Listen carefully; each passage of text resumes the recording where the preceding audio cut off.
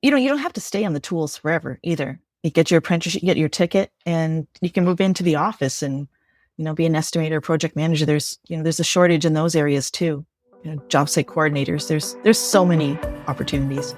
How can a set of skills lead you down the path to success? That's what we're setting out to answer on the EdUp Canada podcast. I'm your host, Michael Sangster. Join me as we unpack how leaders around the world have taken training and skills and turned that into a lasting career. Now let's learn together.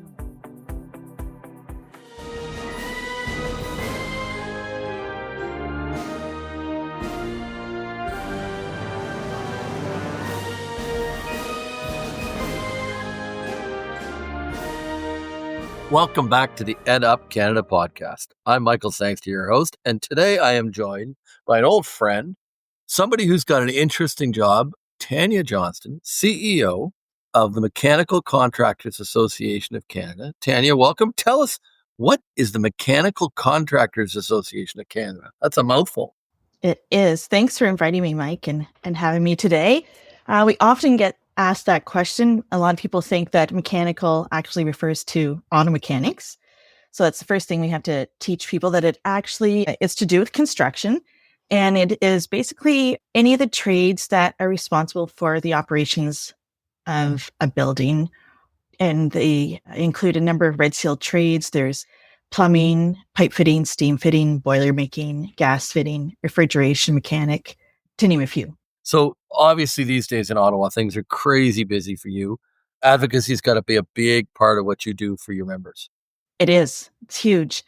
We just recently, as of last week, submitted our pre-budget submission, fall pre-budget submission. And we're also in the next week or two going to be launching our economic impact study that we've just conducted that shows the importance of mechanical to the construction industry and to the economy and the GDP. Is that externally done, or did you do your own work to talk to your members and pull the data from them? This is a challenge we always go through, is getting the members to share that data sometimes. Yeah. No, we pulled it from StatsCan. We had a group called BuildForce assist us in putting that study together. Pulled the stats from Stats Canada, but that has its own challenges as well. The data is only as good as what's supplied to you, and it's dates back to 2021 and 2023. So we're working with what we have, and you make the best of what you can, but at least it gives us some data when we go and do our advocacy work on Parliament Hill. Hi, EdUp Canada listeners. Before we get to the rest of today's episode, I want to highlight one of our trusted sponsors, HEM Education Marketing Solutions. For over 15 years, HEM has partnered with regulated career colleges across Canada to deliver data-driven digital marketing and a smart all-in-one CRM and student management system called MSP. Designed specifically for education. This platform simplifies everything from managing inquiries and applications to processing payments and scheduling, helping your team save time and focus on what really matters, supporting your students. What impresses me most is how many colleges trust HEM for the long haul, which clearly shows their solutions-driven, real growth and results. If you want to learn how HEM can help your school attract and convert more students, head to www.hem.agency and book a free 15-minute strategy call with a personalized demo. HEM, everything you need to convert more students online. It's important to show the impact. I know we battle with this with the colleges stuff all the time, showing the value of even just taxes and payroll and community giving that our members actually contribute to the economy. Exactly. It's spectacular when you start counting up the wages that we make, that we pay for people. Yeah. 100%. Touch on me. What's the average member of your association? Is it a employer? Is it a trainer? Who are the people that you represent? So we actually represent the contractors, so the owners of the construction firms. So a lot of the work that we do, the education that we do, is for their middle management. Their estimators, project managers, supervisors. We don't get into the apprenticeship training. We support apprenticeship training. We support the building of the apprenticeship program, but we ourselves don't conduct any of that training. We support the contractors, essentially the office staff and support staff. And then the advocacy, those are the two big roles for the organization? Training and advocacy, for sure. And then you've got, I assume, a not-for-profit volunteer kind of board of members that lead your organization. We do. And we have representation across from Canada, except for Quebec. Quebec is not a member, but simply not because we don't get along or anything, just simply because they have a lot of their own special regulations and laws in their province that don't apply to the rest of Canada. So we collaborate at times on things, but they're just not a member of the association. So what's the biggest? We always get down to the jobs, the careers, the opportunities for people. What are the greatest openings or the volume of roles? I hear about HVAC a lot being a real challenge. What are the ones that you're hearing about are the big openings that people are looking for? HVAC would be the number one, I think, right now. So a refrigeration mechanic or a gas licensed technician with, the government trying to achieve their goals for green building. And there's a number of homes that are doing retrofits right now. Large buildings are doing retrofits, putting in heat pumps, updating their mechanical systems.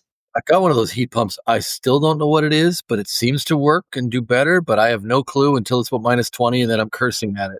And it shuts down on you. Yeah. So that's some of the challenges that we face in Canada with heat pumps when they're trying to explore different options. Seemed like a good idea. I just don't understand the science. The guy explained it to me about 10 times, but I never did quite figure it out. But interestingly enough, I sat with him and went through what his training was to get to where he got to. And it was cool. An interesting individual. And he's running his own small business. So these roles that you're training for, that your members are looking for, they're entrepreneurs, or sometimes they're one-man shops, these contractors. Sometimes they're 10, 20, 100, right? There's all kinds of opportunity for people. That's right. There's all kinds of sizes. So we represent industrial, commercial, institutional, so the ICI sector. So in those cases, a lot of them are larger companies, but there are some that, they're the one mom and pop shops and are smaller in size. But generally, I would say we're probably anywhere from, 10 employees and higher up into the hundreds. On your side, yeah. What I'm thinking about is those suppliers they're looking to hire, though. There's a lot of those. If you're an entrepreneur, being an HVAC or a plumber is actually a really cool career. It really is. There's a lot of technical aspects to it. It's, it's a skilled trade, a compulsory skilled trade. So you have to have a lot of knowledge, math skills, physics skills. So that's often overlooked and people don't realize how much, knowledge goes into this trade. What's the greatest issue you're facing these days? Probably the shortage. Worker shortage. Yeah. So we're doing a lot of advocacy work on that. We've got a Women in Trade Contractors Committee. Women in Trade Contracting Committee. We just changed the name, so it's a bit of a mouthful. And we're doing a lot of work on that side of things, supporting women who get into the industry. So again, doing some attraction work, but really supporting those that are already in the trade. We do a lot of leadership programming. And recently, actually, we launched our first children's book. And my colleague Ken Landcastle is the author of the book. It's called Susie's Shed. And Susie is retrofitting. Essentially, she's about 5-6 years old. She's retrofitting a shop in her backyard and turning it into a little club for she and her friends. And we launched it nationally. It's available on Amazon. And what's the name of it again? Susie's Shed. Susie's Shed. Yeah. We're going to build on Susie, and she's going to grow with us, and we're going to have, an animated character and we're going to have a coloring book. We're going to get out to the schools and do a lot of programs this fall. We've already sold over 3,000 books and hoping to build on that and launching our second book this fall. And the second book's going to take a look at all the different kind of roles that you can do on a job site, not just essentially the trades, but you can be an estimator, project manager. We've got a couple of great mutual friends, but I'm worried. Is there enough photos for someone like Dale to read the book? I'm not sure. Oh. Too many words for Dale. Check it out and see if it fits, because he's not big with the words, more the photos. So that's interesting. So you guys are starting to get really creative about recruiting it and encouraging the trades. I got a good friend of mine in the U.S., Joel English. He was on the podcast about a month ago. And they're in the process of launching a documentary. Cool. I'm going to Dallas in September to support him, where he launches. It's all about women in aerospace, aircraft maintenance, aircraft engineering. Incredible documentary. I've seen pieces of it already, and it's a really, really well done piece. And they studied their college and everything they're doing around women in the trades from different neighborhoods. I think it was a 2 or 3%, or I can't remember. It was that low. But the average age of a aircraft engineer was in their mid-50s and male. That sounds familiar. They're going to retire, right? And this is a massive problem. So what you're doing, it'd be worth you listening because it's very interesting what they're doing. Yeah, actually, I wrote down documentary on my paper here, and that may be something that we should pursue. They've done a really good job of telling the story of I think it's 4 or 5 women. And one of these women was incredible. She's 22 years old. She's now got her aircraft maintenance license and her pilot's license. She went off and did it. And she's stepping out of a very bad situation, is making something great out of herself. So there's great opportunities, as we stress with the skilled trades, to be an entrepreneur or go work for someone for 30 or 40 years, because these jobs are not going to go away. Yeah, exactly. Or you could even, go work for someone get your experience for 10, 15 years and then become a contractor yourself. There's a lot of contractors who are out there selling their businesses as they head into retirement. And so there's a lot of opportunities to. Is that an issue you're touching on, is with your own membership, if they're starting to retire out, kids don't want to take over the business? That's right. Yeah. Like they used to be. And now they don't know they're not sure what to do with it. Yeah. Or mom and dad don't want them to take over the business. Well, there's also that. But interestingly, and you're also one of those sectors that your jobs, AI is not going to install an HVAC system. AI might help you, might do training better, but it is not going to get down on your hands and knees and get the thing installed and ready to go and come back and make it work 3 weeks later when the heat pump doesn't like minus 30.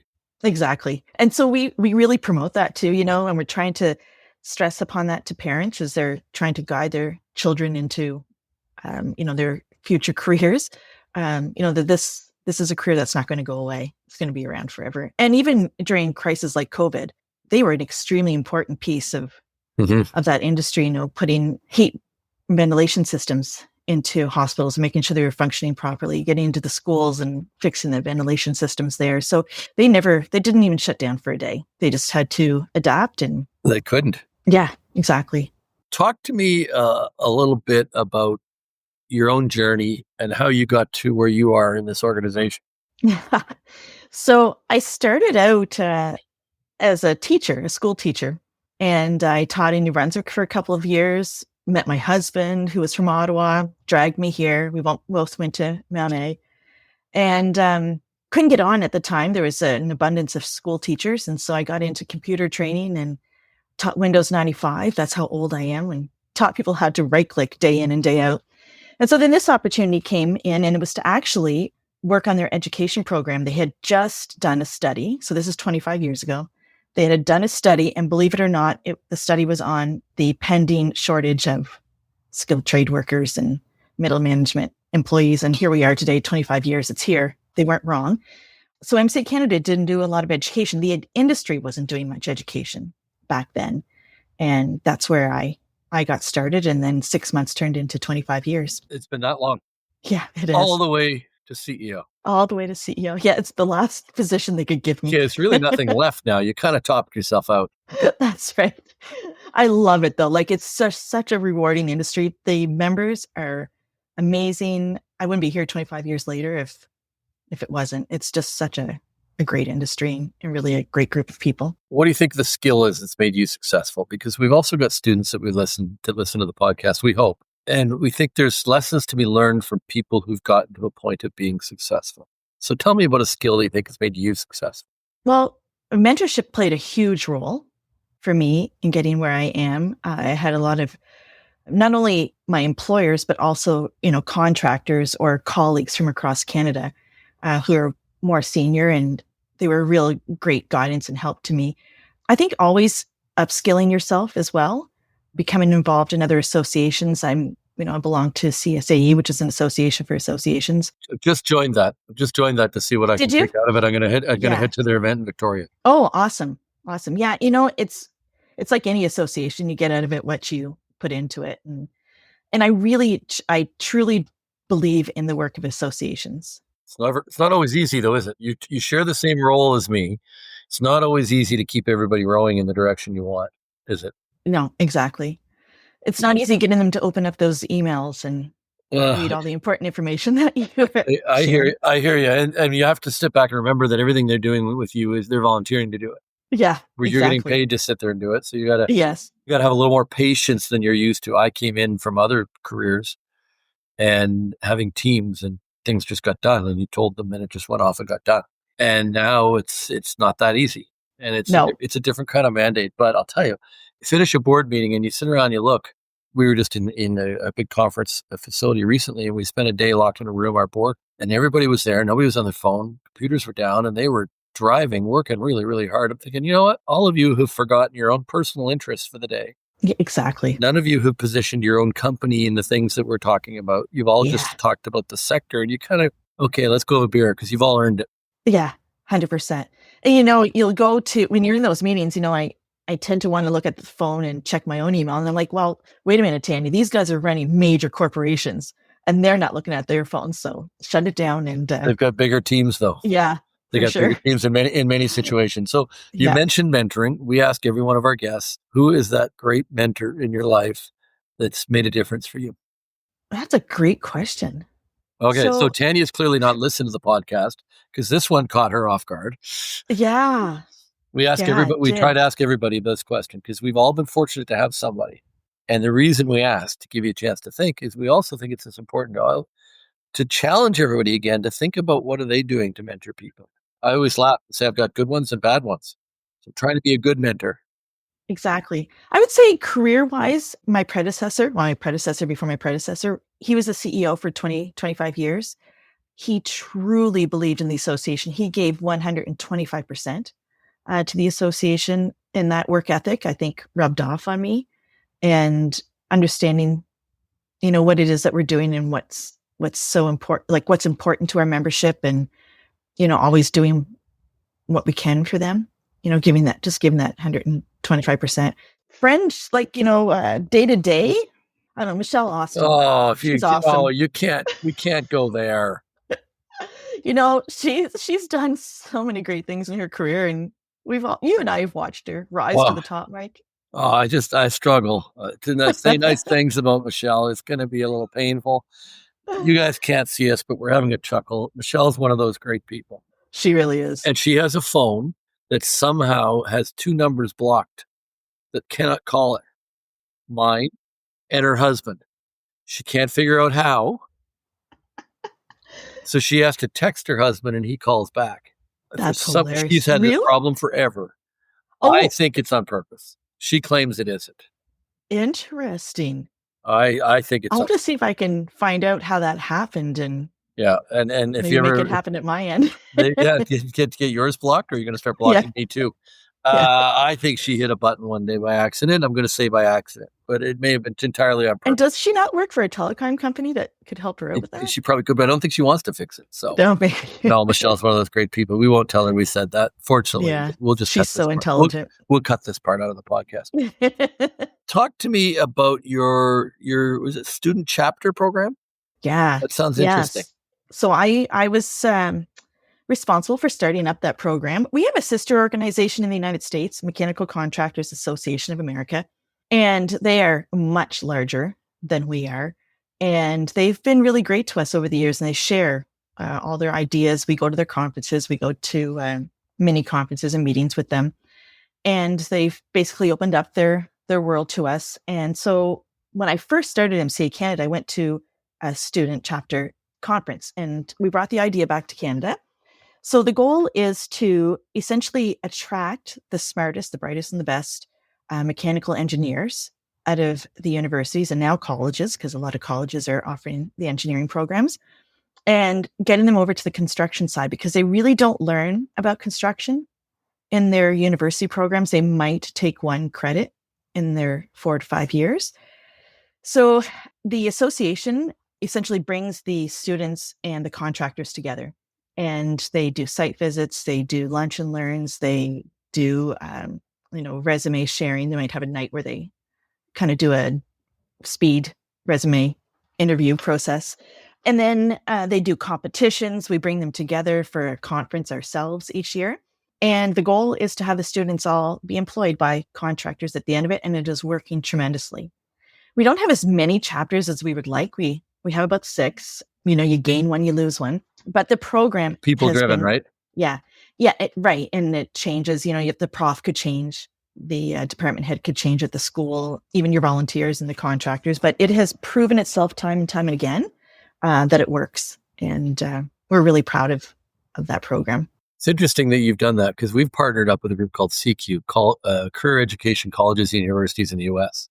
And Okay. we've gone Oh, the yeah. full way where every 2 years we have a joint conference. And every year we have the executive summit together, which is the owners and senior leaders within career colleges and universities in Canada and the US. And it's interesting to see that you're doing something very similar. We share ideas. We're building things together. We've just come up with a North American award. We're Oh, working towards cool. more standardization of training it'll take a long time, but over time to make sure cyber is the first step for me. We built a program on cyber and we hope to have the exact same one endorsed in the US. And we've got that is the standard. If you graduate from that in Dallas, Texas, you can come work in Mississauga. Or if That's you get awesome. trained in Brandon, Manitoba, you can go work in New York City. Like that's the idea of what we're trying to do. So I think it's interesting. And maybe there's some of that you and I can do too, is I think more of these associations are going to start partnering up.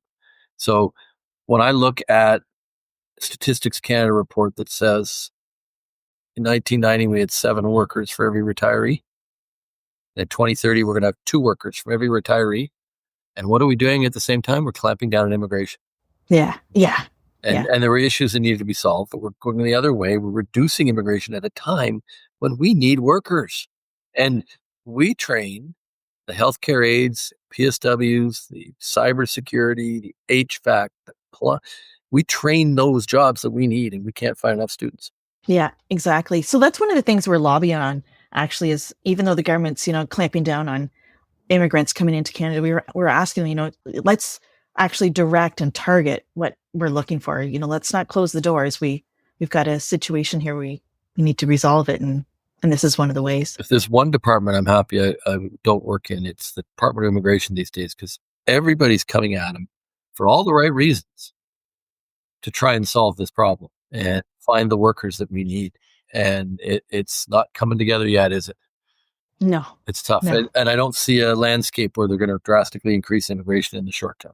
No, I don't think so either. So it makes things tricky. Before we sign off, anything else that you'd like to tell us about your association, your members, job opportunities, career advice for people who are looking at your sector? Because I think the opportunities are limitless for long-term, sustainable, well-paid jobs.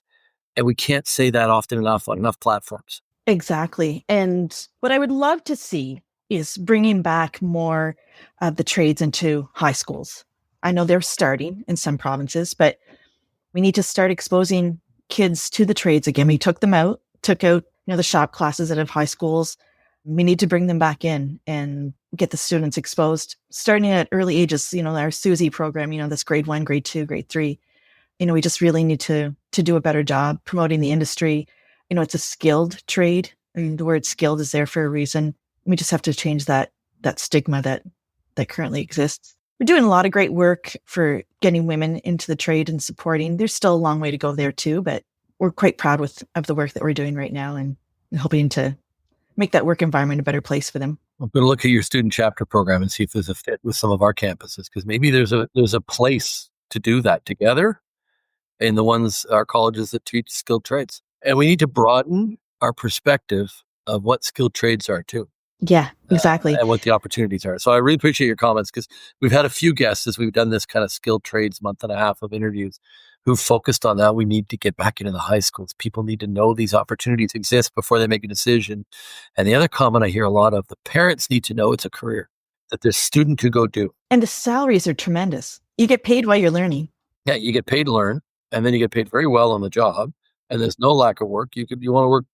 You're trying to buy a house faster. You want to work 6 days a week? No problem.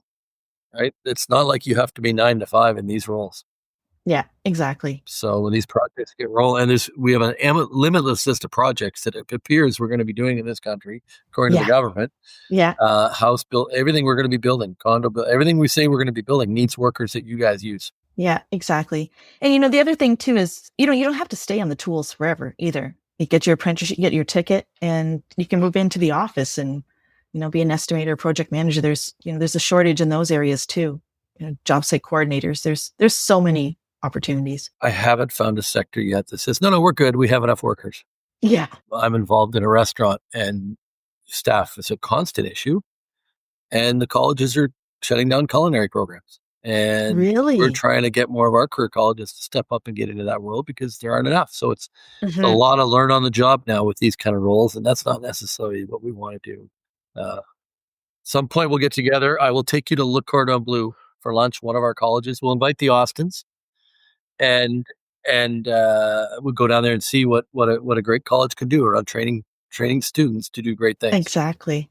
Business must be, really great right now. Is it for colleges or is it? It is good. It always when there's a bit of anxiety or a bit of a downturn, people retrain. So colleges are busy. We train, quick. We always say that we're quick, nimble, and agile. 9 month, 6 month, 3 month, 2 year programs. We had a lot of older students in their mid-30s that are looking for a reset. Like our average student age is 36. That's not what you see at a college or university. As one of my friends at Universities Canada said one day, that's their third degree, the ones that are 36, because most of them come in right out of high school or early on, get their degree and go to work. And so we've got a different kind of group that's looking at, and they might be the first person to ever graduate from their family with post-secondary education because it's different with career colleges. And Exactly. I encourage everybody who I run into to come to one of our graduation ceremonies just once. And when you see 12 people from a newcomer family to Canada Yeah, hooting and hollering and cheering and screaming when their mother becomes a personal support worker in Ottawa. that's amazing. And then you sit and talk to the graduate, and she said to me, Mike, I've always had jobs. I'm going to have a career. And you Wow. kind of go, well, and I'm lucky to have come to this country, and I'm going to give back by working in a long-term care home. They're so appreciative. They're so appreciative, and we should all learn from that, and we shouldn't judge that. We need to increase our immigration, and we need to be very targeted in what we do. So I appreciate you joining us, Tania. It was great to catch up. Anytime. Funny, same city, never see each other. I know. And we will not let the Austins know that we spoke highly of them. Well, I guess we only spoke highly of Michelle. Yeah, that's right. It's true. We didn't really speak we highly were of worried Dale. about Dale and his ability to read the children's book, remember? That's true, yeah. So we'll have to go Yeah. back. I'm going to get a copy of that delivered to his house. I look forward to seeing you again in person. And You too. with that, I will close this edition of the EdUp Canada podcast. I thank everybody for listening, and I look forward to next week's episode. Thanks very much. Thanks for listening to another episode of the EdUp Canada podcast. We release new episodes regularly, so make sure you hit that subscribe button so you know when they are officially out. If you love this episode, please leave a 4 or 5-star review wherever you listen to your podcasts so that others can also discover how a set of skills can lead to success. Thanks for learning with us.